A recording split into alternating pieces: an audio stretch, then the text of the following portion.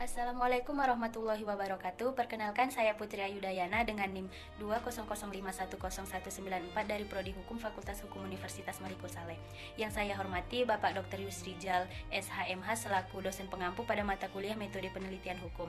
Langsung saja, untuk mempersingkat waktu, di sini saya akan presentasi terkait bagaimana efektivitas penanganan kejahatan cyber money laundering berdasarkan hukum positif Indonesia.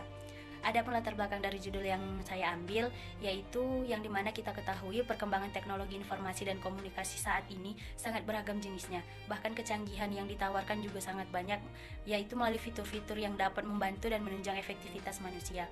Nah, akan tetapi terdapat sangat banyak kekeliruan yang dilakukan oleh para penggunanya yang dapat memicu terjadinya penyalahgunaan teknologi informasi dan komunikasi, sehingga tak jarang pula mengakibatkan dan menimbulkan banyak permasalahan-permasalahan maupun kejahatan-kejahatan baru, dan yang paling banyak terjadi adalah kejahatan money laundering atau biasa yang disebut dengan pencucian uang, yang dimana pengungkapan kebenaran terhadap kasus kejahatan ini juga sangat sulit untuk dilakukan, dan hal ini karena sangat sulitnya untuk menentukan pelaku kejahatan, korban kejahatan, dan bagaimana reaksi sosial atas kejahatan, serta kerugian atas kejahatan dan hukum yang mana yang dapat diberlakukan.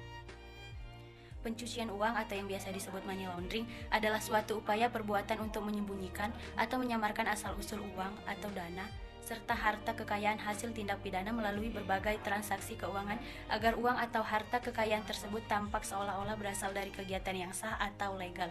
Nah, kejahatan ini juga termasuk kejahatan lanjutan dari kejahatan yang berupa tindak pidana kejahatan korupsi, tindak pidana kejahatan perbankan, dan tindak pidana kejahatan yang berkaitan dengan narkotika, psikotropika, dan tindak pidana kejahatan ekonomi lainnya. Ada penrumusan masalah yang diambil adalah yang pertama, yaitu bagaimana tinjauan yuridis hukum Indonesia terkait kejahatan cyber money laundering, dan yang kedua yaitu terkait bagaimana efektivitas hukum positif Indonesia dalam menangani kejahatan cyber money laundering. Selanjutnya, untuk menjawab rumusan masalah yang ada, langsung saja. Yang pertama yaitu di Indonesia sendiri tinjauan yuridis hukum terkait kejahatan cyber money laundering sangat diperhatikan mengenai jenis tindak pidana yang terjadi, terpenuhi atau tidaknya unsur-unsur delik, pertanggungjawaban pidana, serta penerapan sanksi terhadap pelaku tindak pidana di dalam kejahatan pencucian uang atau yang biasa disebut dengan cyber money laundering, yang juga memperhatikan delik-delik tindak pidananya melalui undang-undang dalam pasal 747 sampai dengan pasal 749 terkait tindak pidana pencucian uang.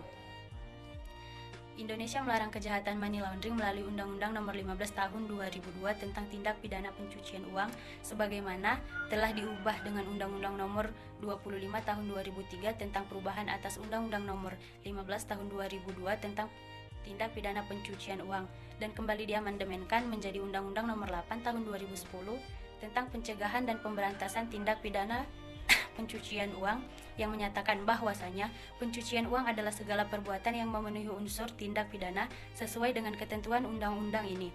Adapun yang dimaksud dengan hasil tindak pidana pencucian uang dalam harta kekayaan yang diperoleh dari tindak pidana korupsi, penyuapan, narkotika, psikotropika, penyeludupan tenaga kerja, penyeludupan migran, di bidang perbankan, di bidang pasar modal, di bidang perasuransian, kepabeanan, cukai, perdagangan orang, perdagangan senjata gelap, terorisme, penculikan, pencurian, penggelapan, penipuan, perjudian, prostitusi, di bidang perpajakan, di bidang kehutanan, di bidang kelautan dan perikanan, serta tindak pidana lain yang ancaman pidananya 4 tahun atau lebih. Yang kedua yaitu selanjutnya terkait efektivitas hukum positif Indonesia, yang dimana dalam menangani kejahatan cyber money laundering sendiri di Indonesia masih dapat dikatakan bahwa belum dapat berjalan sebagaimana mestinya. Namun untuk mengatasi hal ini, pemerintah melakukan beberapa upaya untuk melakukan pencegahan tindak pidana pencucian uang, yaitu dengan menggunakan pendekatan follow the money atau pengejaran harta kekayaan hasil kejahatan. Nah, dalam pendekatan ini, dalam melakukan pencegahan dan pemberantasan TPPU yang akan mengefektifkan tujuan rejim anti pencucian uang, yaitu mencegah dan atau mengurangi tingkat kriminalitas serta membantu meningkatkan stabilitas perekonomian, dibanding dengan menggunakan pendekatan follow the suspect atau mengejar pelaku dan menemukan bukti-bukti perbuatan jahatnya. Selain itu, pemerintah juga membentuk Komite Koordinasi Nasional Pencegahan dan Pemberantasan Tindak Pidana Pencucian Uang, yang dimana saat ini didasarkan pada Peraturan Presiden Nomor 6 Tahun 2012, dan untuk meningkatkan koordinasi antar lembaga terkait untuk menunjang keefektivitasan pelaksanaan rejim anti pencucian uang di Indonesia, yang dimana Komite Koordinasi Nasional Pencegahan dan Pemberantasan Tindak Pidana Pencucian Uang yang diketuai oleh Menteri Koordinator Bidang Politik, Hukum, dan Keamanan dengan Wakil Menteri Koordinator Bidang Perekonomian dan Kepala PPATK sebagai Sekretaris Komite. Dan tindak pidana pencucian uang yang tidak dibuktikan terlebih dahulu, bagaimana tindak pidana asalnya berdasarkan pasal 69 Undang-Undang Nomor 8 Tahun 2010 tentang pencegahan dan pemberantasan tindak pidana pencucian uang yang berpacu pada prinsip penanganan tindak pidana penadahan pada pasal 480 KUHP. Selanjutnya, tujuan dari penelitian ini adalah yang pertama menjadi kajian bagi perkembangan hukum di Indonesia dalam menangani kejahatan cyber money laundering, sehingga mampu menciptakan peraturan hukum yang baru yang lebih bijak dan mampu mengikuti perkembangan zaman. Yang kedua, mampu memberikan upaya yang kritis terkait penanganan kejahatan cyber money laundering. Dan yang terakhir, dapat meningkatkan keefektivitasan hukum positif Indonesia terkait penanganan kejahatan cyber money laundering, sehingga mampu menciptakan kestabilitasan teknologi dan keamanan serta pertahanan. Selain itu, ada pula manfaat dari penelitian ini, yaitu yang pertama dari manfaat teoritis, yang dimana manfaatnya adalah dapat memberikan sedikit sumbangan pengetahuan dalam rangka mengembangkan hukum positif Indonesia terkait pengaturan hukum dan penanganan kejahatan cyber money laundering.